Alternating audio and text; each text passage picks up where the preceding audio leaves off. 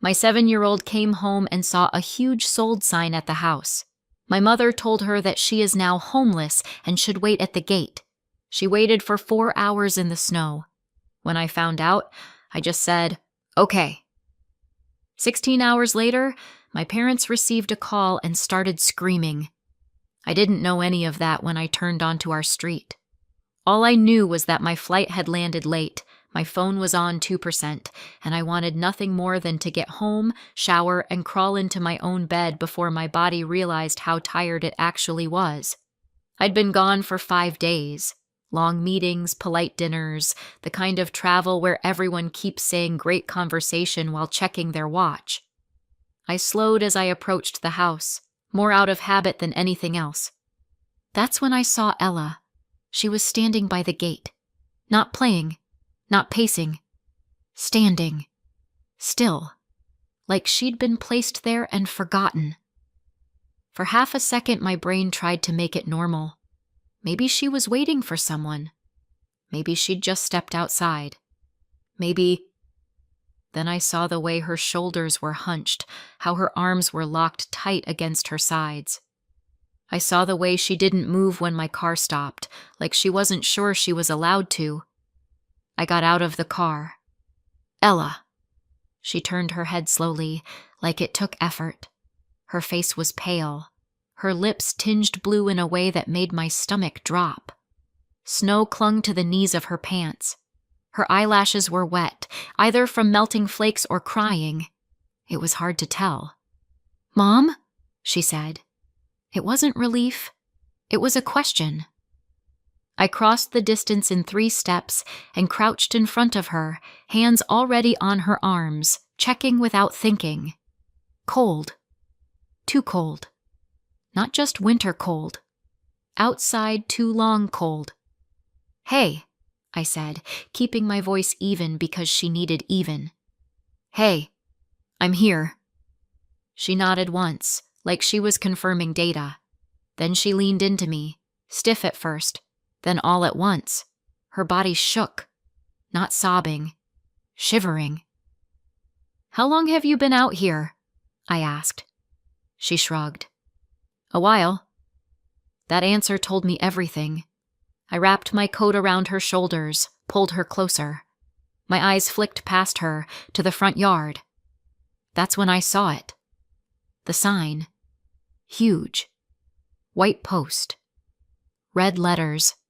Impossible to miss. Sold. It looked festive. Like a celebration, I stared at it for a second too long. My brain didn't want to accept it. It kept trying to reframe it. Maybe it was for the neighbor's house. Maybe someone put it there by mistake. It was very clearly in our yard. "Ella," I said, "can you tell me what happened?" She swallowed. "Dad brought me." That made sense. Brendan had Ella this week. We'd planned it that way because of my trip. He always dropped her off here when his time ended. He never stayed long. Conflict made him itch. "He dropped me off like normal," she said. "He waved and drove away."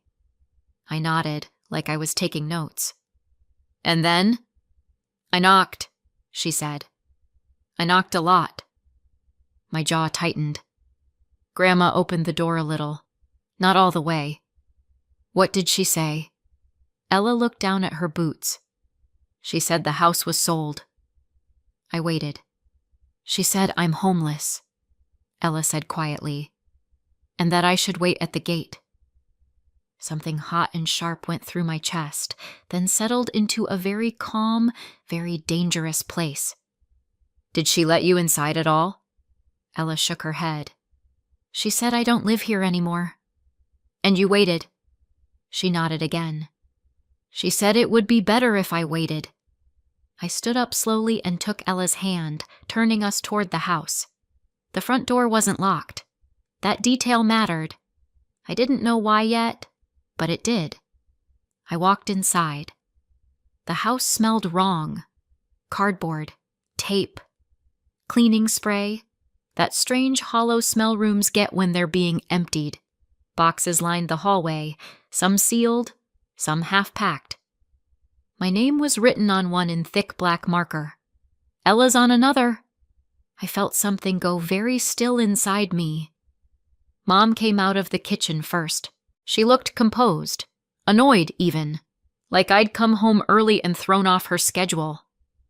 Dad hovered behind her, holding a roll of packing tape.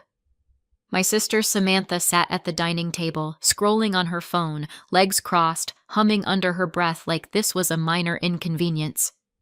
"You're back," Mom said. "Yes," I said. "I live here." Her eyes flicked to Ella. "She's inside now." "That's good." "You left her outside," I said. She had a coat. I looked at the boxes, the stripped walls, the empty space where Ella's drawings usually hung. "What is going on?" I asked. Dad cleared his throat. "We sold the house." The words didn't land right away. They hovered, waiting for permission. "You did what?" "We sold it," Mom said, slower, patient, like she was explaining something obvious. "You refused to listen. You wouldn't help. So we handled it." Samantha finally looked up. "It's for the family." I let out a breath that sounded almost like a laugh. "You sold my house," I said. "You are not on the deed." Dad straightened. "We had a power of attorney." I stared at him. "For emergencies. For Ella. Not for selling my property." Mom waved a hand. "Details. You didn't need a house this big anyway. You travel. You're divorced. Samantha needs help." Samantha smiled, thin and satisfied. "You could always rent." I looked down at Ella. Her face was buried against my shoulder, fingers twisted into my sweater like she was afraid I might disappear. "You told my child she was homeless," I said. Mom shrugged. "It's not untrue. You made her stand outside in the snow. She needed to understand the situation." Something in me finally snapped into place. I had been shocked, confused. For a moment, even tempted to argue, but this wasn't an argument. It was a declaration, and declarations only go one way. "Okay," I said. Mom blinked. "Excuse me?" "Okay," I repeated. I didn't explain. I didn't ask questions. I didn't tell them what I was about to do. I turned and walked out. Behind me, Mom's voice rose.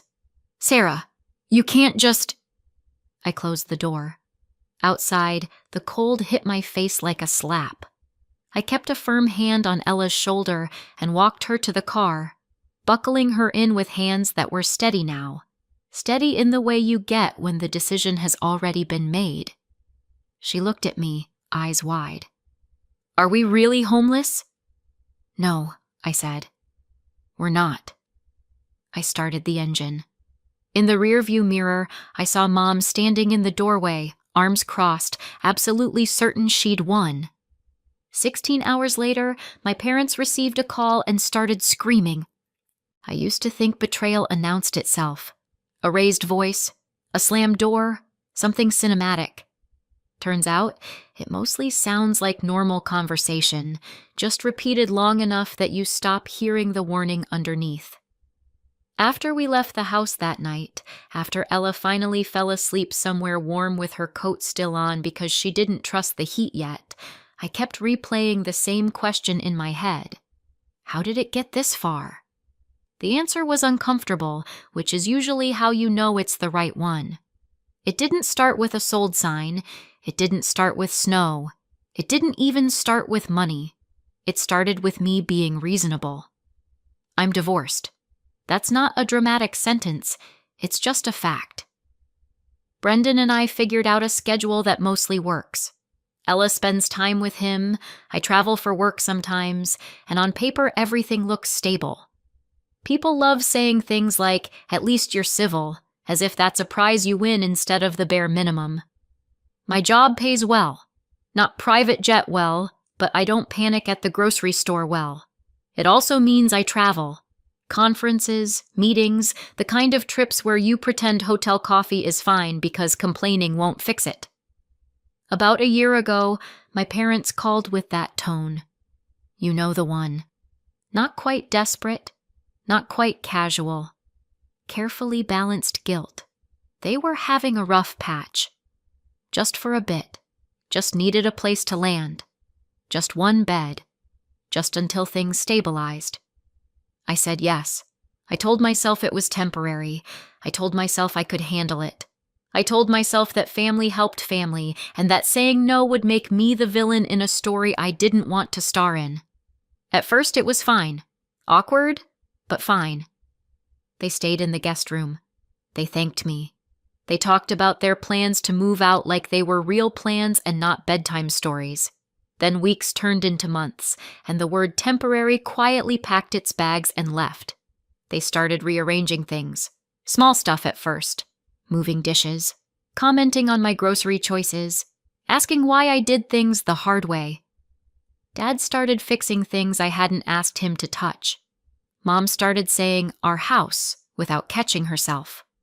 I noticed. I just didn't do anything about it. Ella noticed too, though she didn't have words for it. She lived in the same house, but not quite with them. They weren't cruel. That would have been easier. Cruelty leaves marks you can point to. This was colder. Polite smiles, short patience, help offered like a favor that would be remembered later. They'd watch her if I asked. They'd pick her up from school if there was an emergency, but it always came with a sigh, a reminder of how busy they were, how much they were doing for me.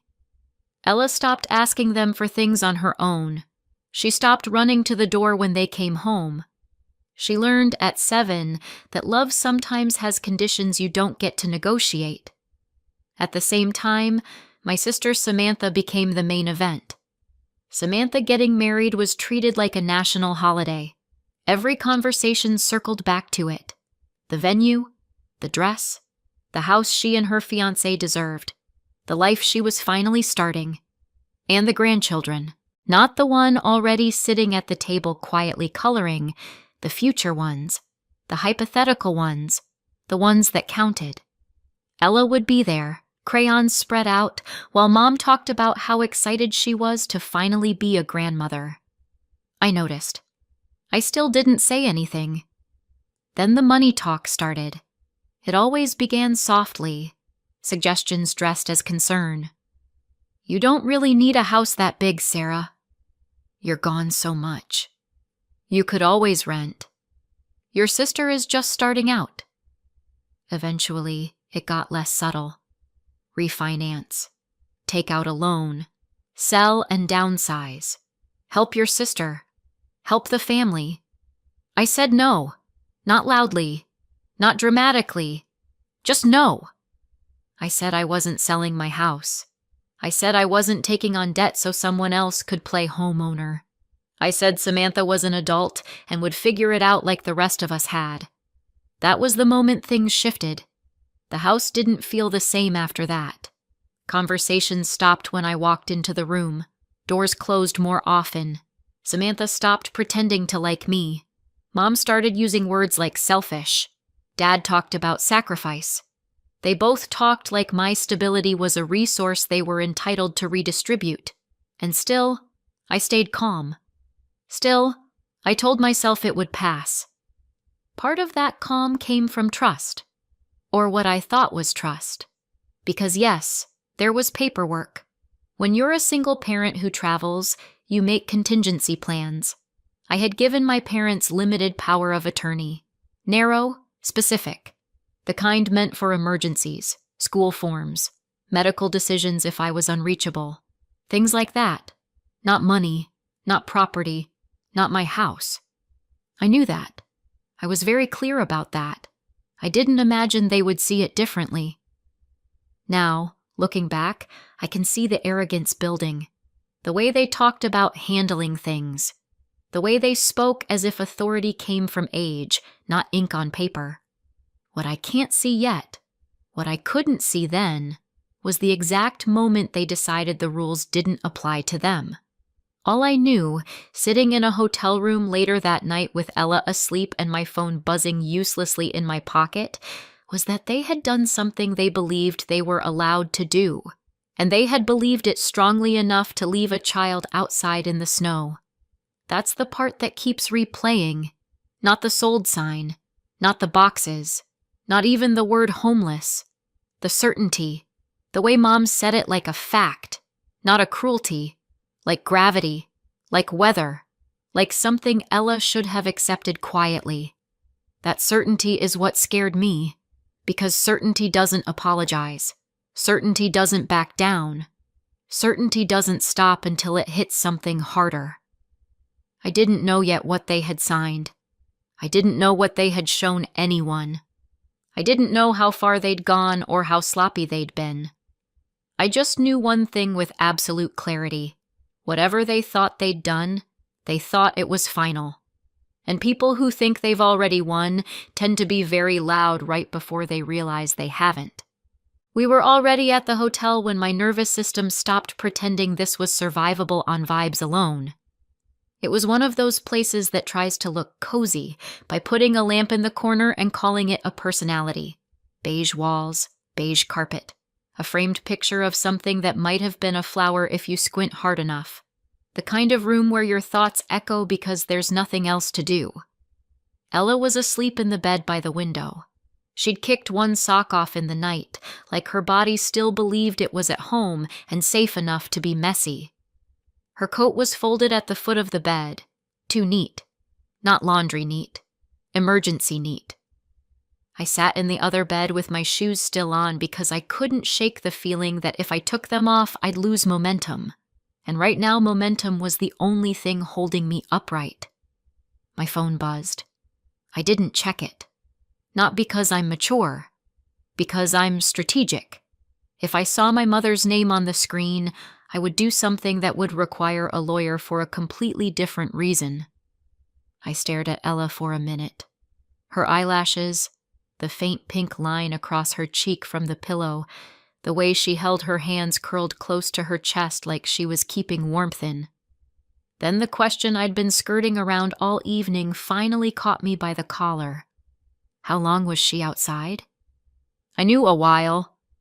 I knew too long. I didn't know the number, and the number mattered. I slipped into the bathroom and closed the door softly. The mirror showed a woman who looked surprisingly normal for someone who had just learned her parents were capable of telling a 7-year-old she was homeless. I called Brendan. He answered fast, like he'd been waiting for it. "Hey," he said. His voice was cautious, but not defensive. That was new. "Hi," I said. "What time did you drop Ella off today?" A beat. I could hear him thinking, not stalling. "About 2, he said. 2-ish. Why?" I did the math in my head. I got there a little after 6.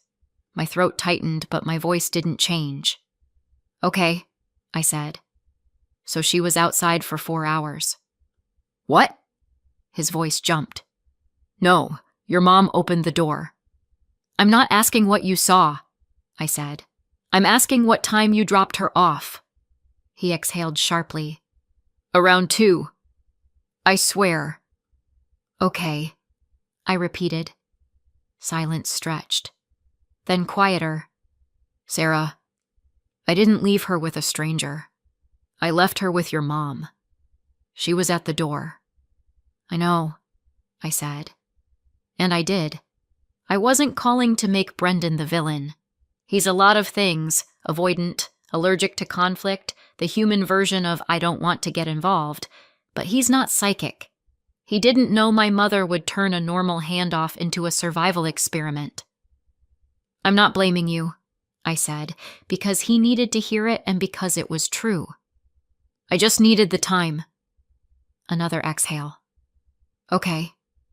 "You saw Mom open the door," I said. "Did Ella look okay when she got out of your car?" "Yeah," he said immediately. "She was fine, bundled up. She waved at me." I swallowed hard. "Did Mom say anything?" "No," he said.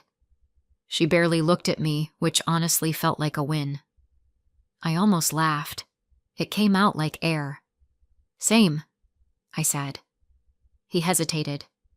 Is she okay now? She's asleep, I said. She ate. She's warm. Thank God, he said, and for once it didn't sound like a phrase. It sounded like a feeling. Brendan, I said, and I kept it calm. If anyone contacts you about this, my parents, Samantha, do not engage. Just tell me. I won't talk to them, he said. I'm not stepping in that. Smartest thing he's ever said. Okay, I said. Thanks. We hung up. I stood in that bathroom for a moment, palms flat on the sink, letting the number sit heavy in my chest. 4 hours. Then I went back into the room, checked Ella again, and finally took my shoes off like a person trying to pass for human. In the morning, Ella woke up hungry. That mattered. When kids stop being hungry, something's wrong. I want waffles, she announced, like she was making an executive decision on behalf of the whole family. Of course you do, I said. This place charges $8 for bottled water. They can afford waffles. She smiled, small but real. We ate in the hotel breakfast area, surrounded by other people pretending they weren't also in temporary lives. I let her drown her waffles in syrup because I wasn't interested in being the health police today. Today, I was the stability police. Back upstairs, I put cartoons on for her and handed her the remote like it was a sacred object. Stay here, I said. I'm making a couple calls. Are you calling Grandma? She asked. No, I said. I'm calling adults who don't think a gate is childcare. She didn't fully understand, but she nodded like she liked the sound. I stepped into the hallway for the first call. I called the non-emergency line and reported what happened, cleanly, factually, without dramatics. My daughter is 7. She was denied entry to her home. She was told she was homeless. She was left outside in snow for approximately 4 hours. The woman on the phone went quiet, then asked for details in a careful voice. Address, names, times. I gave her Brendan's drop-off time and my arrival time. The number landed with more weight when I said it out loud. She gave me a case number and told me an officer might follow up. Thank you, I said. When I hung up, my hands were still steady. It wasn't catharsis. It was documentation. I went back inside.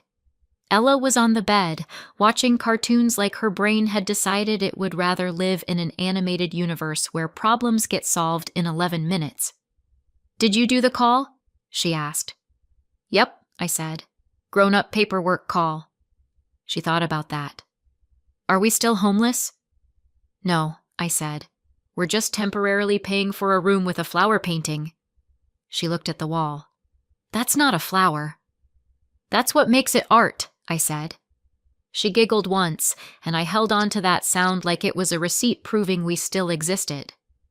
Then I made the next call.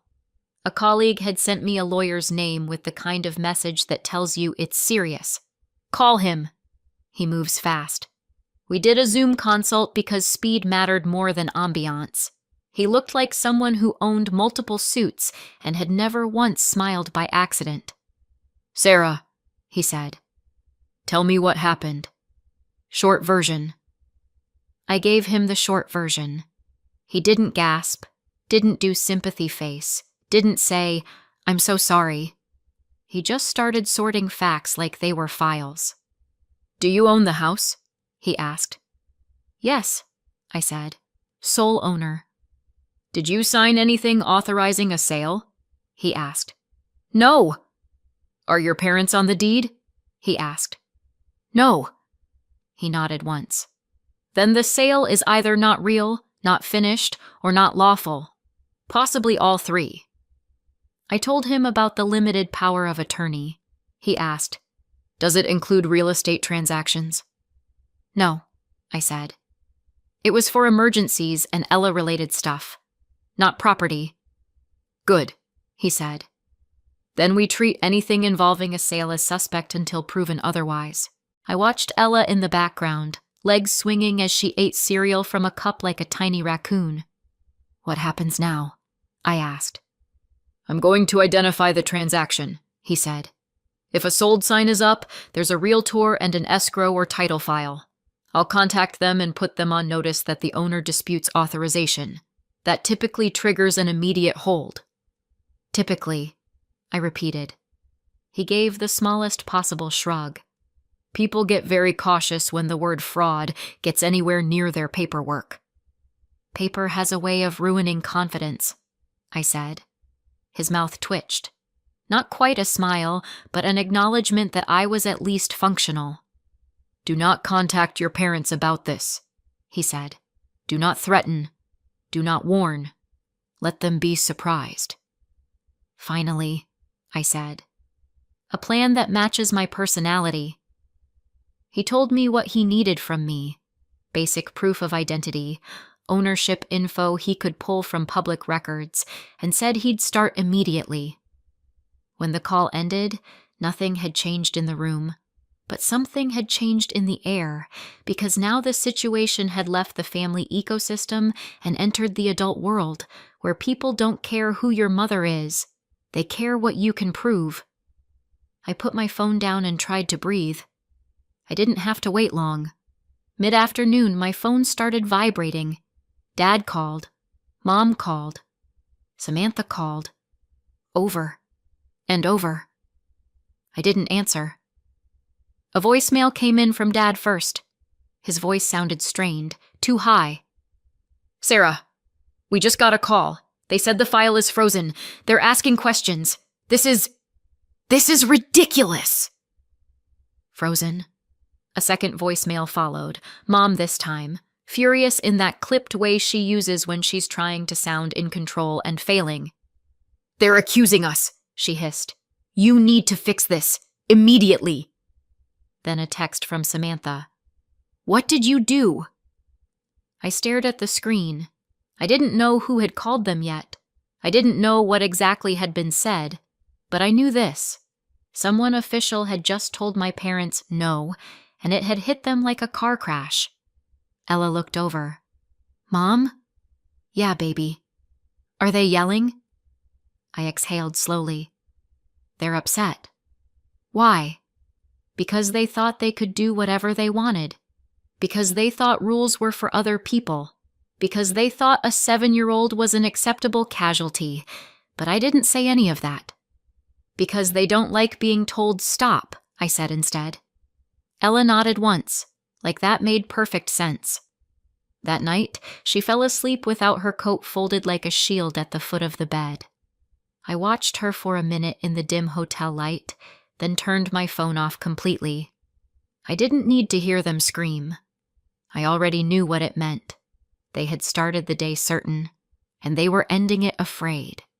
I met the lawyer 3 days later, not because I wanted to wait, because this is how long it took for paperwork to catch up with Audacity. His office was quiet and aggressively normal. No leather chairs, no dramatic city view. Just a desk, a printer humming in the background, and a man who looked like he'd seen this exact situation enough times to be tired of it. He didn't ask how I was. Good lawyers don't. He opened a folder and said, "Here's what happened." "Thank you." A sentence with an object. "Your parents listed the house with a realtor," he said. "An offer came in. They accepted it. That's when the sold sign went up." "So it wasn't actually sold," I said. "No," he said. "It was under contract. That's not ownership transfer. That happens at closing." Good. Words with definitions. We're already doing better. "When I contacted the title company handling the transaction," he continued, "I told them 2 things. First, that you are the sole owner of the property, and second, that you deny authorizing any sale." "And that's when they called my parents," I said. "Yes," he said. "Because from their perspective, something was very wrong." He flipped the folder toward me. Inside were copies of emails, clean and boring and devastating. Title ran ownership, he said. Your name came up. Sole owner. No co-owners. No exceptions. That alone stops a transaction until it's explained. So they asked for the explanation, I said. They did, he said. They asked your parents to prove they had authority to sell a house they don't own. I leaned back. And they couldn't. They tried, he said. That's the problem. He slid another document across the desk. I recognized it instantly. My name. My signature. And a scope I had never agreed to. This, he said, is the power of attorney they submitted. I read it once. Then again. Authority to sell real estate. Authority to transfer ownership. That's not what I signed, I said. I know, he said. The original POA you described doesn't include this language. This version does. So they added it. Yes. After the fact. Yes. I stared at the paper, oddly calm. So when escrow called them, they weren't just told we need clarification. They were told, this looks wrong. He nodded. Exactly. The moment you disputed authorization, and they produced a document that expanded their authority beyond what you granted, the transaction triggered a fraud review. And that's why they started screaming. Yes, he said. Because they realized professionals were now looking at what they did. I laughed once, quietly. My parents have never reacted well to supervision. He closed the folder. This wasn't a misunderstanding. It was a material alteration of a legal document. That's forgery. There it was. Plain. Unceremonious. Final. What happens now? I asked. We separate the issues, he said. You already reported the endangerment of your child. That was correct. This is different. He explained it without theatrics, a separate fraud report prepared and submitted through his office. Notices sent formally. The power of attorney revoked in writing. The transaction terminated. And my parents? I asked. They are no longer treated as decision-makers, he said. By anyone. I signed what needed signing. Revocation, confirmation, dates, initials, all the things that look boring until you need them. When I stood to leave, he said, One more thing. Your parents are still in the house. Yes, I said. That's a problem. He nodded. I can formally revoke their permission to stay and issue a notice to vacate. If they don't leave, enforcement follows. Do it, I said. Once that's done, he added, your daughter shouldn't return until the house is clear. She won't, I said. He nodded again. That's the right order. They did not leave voluntarily. Of course they didn't. My mother called first, furious and wounded in equal measure. Dad followed with apologies that didn't include responsibility.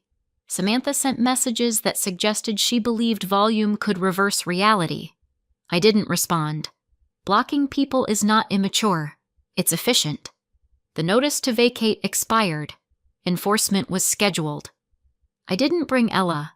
She stayed with a friend, safe and distracted, unaware that her grandparents were about to experience consequences for the first time.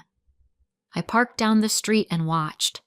The deputy knocked, explained, waited. My mother argued. Dad hovered. Samantha appeared, crying loudly enough to be heard from the sidewalk. None of it mattered. When they were finally escorted out, my mother spotted me and made a beeline like she still believed proximity was power. I hope you're proud, she said. I considered it. I'm relieved, I said. Pride can come later.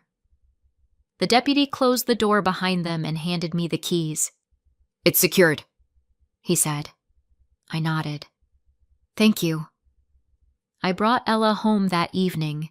She stood in the doorway, looking around like the house might argue back. "They're gone?" she asked.